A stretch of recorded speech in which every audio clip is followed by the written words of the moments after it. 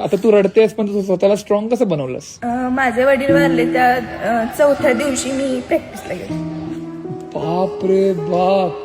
ये है आरोही, a wrestler I met on the 24th day of my school series, जहाँ मैं पहुंचा ZP रेवडी स्कूल इन सातारा जो खंडोबा मंदिर के अंदर है, and that's where I found this lioness. कुणासाठी बनायचं तुला पहिलवान? माझ्या वडिलांसाठी. तर त्यांनी पण असे केलंय काही कुस्ती वगैरे? नाही, त्यांची इच्छा होती की मी कुस्ती खेळावं. त्यांची मागच्या वर्षी म्हणजे ते मरण पावले. कोणती अशी गोष्ट जी पप्पांनी बोललेली तुझ्यासाठी ती नेहमी तुझ्या लक्षात राहील? की तुला मोठं व्हायचंय आणि आईला खूप सांभाळायचंय. तुला वाटतं तू ते करतेस? हो. तुझं इन्स्पिरेशन कोण आहे बाळ?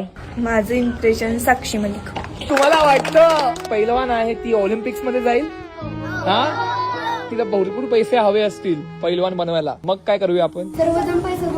सर्वजण आपण पैसे गोळा करू. पालकांना वगैरे ते एकदा आले आणि असं म्हणाले, सर मला आरोहीला ना फक्त पहिलवान करायचे, ते थोडं एक पालकांनी शिकले चालेल, परंतु तिने देशासाठी खेळावं असं त्यांचं स्वप्न होतं. काय काय गोष्टींची गरज आहे? मला सपोर्टची गरज आहे.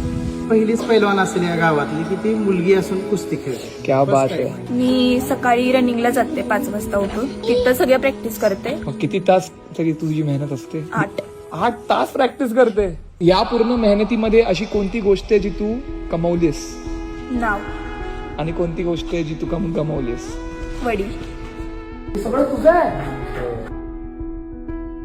आता एवढा सगळा पुरस्कार आहे, असा कोणता पुरस्कार आहे जो तुला मिळवायचा? Olympic gold medal. We're going to Arohi's house.